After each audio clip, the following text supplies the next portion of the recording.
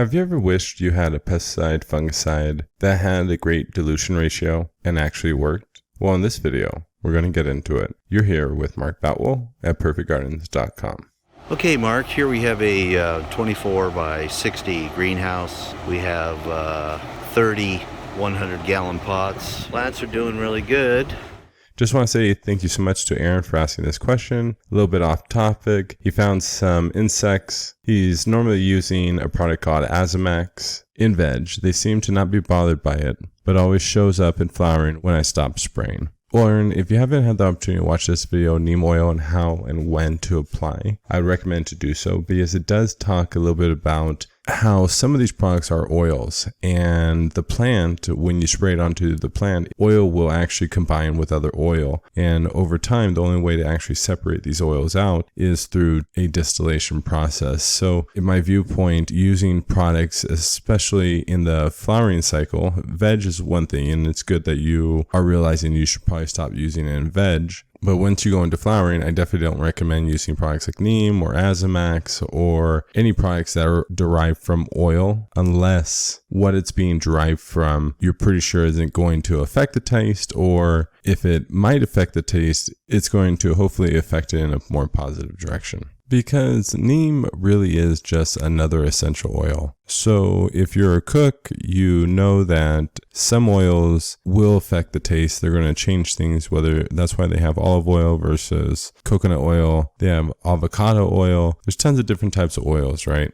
Thinking about other essential oils like rosemary or clove oil. It really just comes down to you being more hypersensitive to your product, getting familiar with your plants, and understanding that when you harvest your plants and you try it out, does the end consumer like it? And are you proud of yourself for what you've done or what you've used to grow the plants all the way through? Us and our family, I consider myself kind of like a second generation big ag. More on the farming side, just because most of my life I have either been in the fields, driving through them, or in the cooler plants. And going through the fields, I've always seen these signs with the big old skull and crossbones because they're flat out telling you what they're using is actually extremely toxic and dangerous. And they're using it to kill the bugs and stay on top of their pest control because they don't want infestations going on. Most of the time, though, when they're using these different types of essential oils to kill the bugs or chemicals, we're really eating the product. So you don't really taste the difference. Sometimes you do. I mean, there is a lot of times you will get a really nice looking strawberry and it tastes like crap. And you have to kind of ask yourself, why does that plant look so great and taste so bad? I'm always trying to identify different reasons why. And over the years, neem really hasn't excited me. So I've converted more over to using like clove oil or rosemary. The issue with those products, though, is that depending upon what brand I'm using, what batch they're sending out, it could even burn my plants and dry my plants out. So I've been very frustrated over the years because I run into a pest problem or a mold problem. I go to the store, I pick up a product, it's supposed to work well, but it ends up having a adverse effect. Maybe it kills the bugs, but it also dramatically dries out my plants and ends up just destroying the photosynthesis. So obviously I've went back to taking more ownership and responsibility to grow a healthier plant. Still though, it is nice to be able to have a pesticide or a fungicide that I can turn to that is in line with my values, and I know that I have a pretty good chance of it not affecting the taste too much. You guys all know just as well as I do that there are a lot of pesticide products on the shelf that you might buy a 16-ounce bottle, but it's only going to make up 1 or 2 gallons, although that bottle ended up costing you $30-40. That's also another thing that kind of deters me from wanting to buy a pesticide and a fungicide bottle, because I know that once I have a bug problem, I might actually end up having that problem for the rest of my grow. So other thought processes come into mind. Should I just get rid of the plant before the pest problem or the mold problem starts to infect the rest of the crop? One of my growers out in Oklahoma turned me on to Blue Magic. As I started to look into it, I was actually pretty fascinated with it because it's another product similar to clove oil or rosemary. Like I said, sometimes I don't like to use those products because they do burn my plants. Although my grower ended up having some really positive results.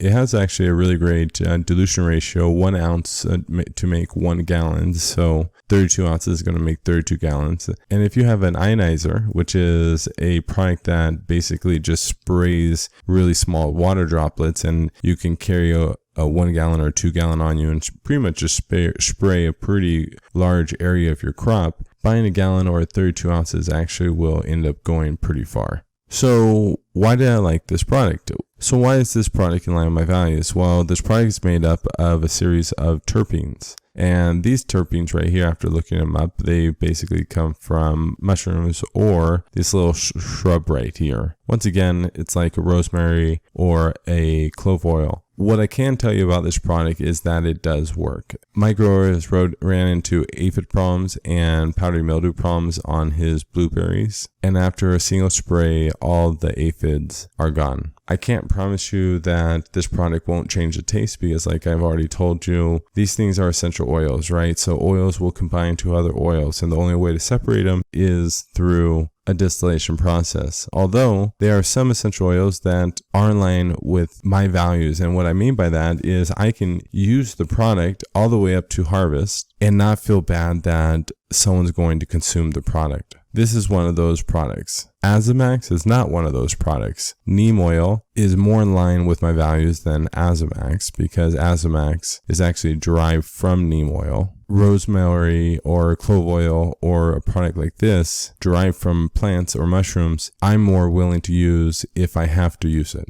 Like I told you before, because these pesticides and these fungicides are so expensive, I normally have to take into consideration how much am I going to yield on this plant and how much is this pesticide going to cost me? How often do I have to purchase it? How often do I have to keep reusing it? And how much time is it going to absorb and take away from the rest of the crop? If I'm able to find a product that actually does work, I can spray it one time, I'm able to see results, it's in line with my values, it's going more down the essential oils product like this, and it has a great dilution ratio, meaning that if I use 1 ounce and I'm going to make a gallon versus using 1 ounce that's going to make a half a gallon, there's going to be less of these terpenes on my plants overall, which means less overall adulteration to the natural oils of the plant. My client in Oklahoma has had to use this product twice this year, each time seeing amazing results. And once again, how does this product work? Well, it's a pest deterrent. So it's not going to be killing the bugs. It's going to make the bugs not want to be on your plants because those terpenes repel those bugs.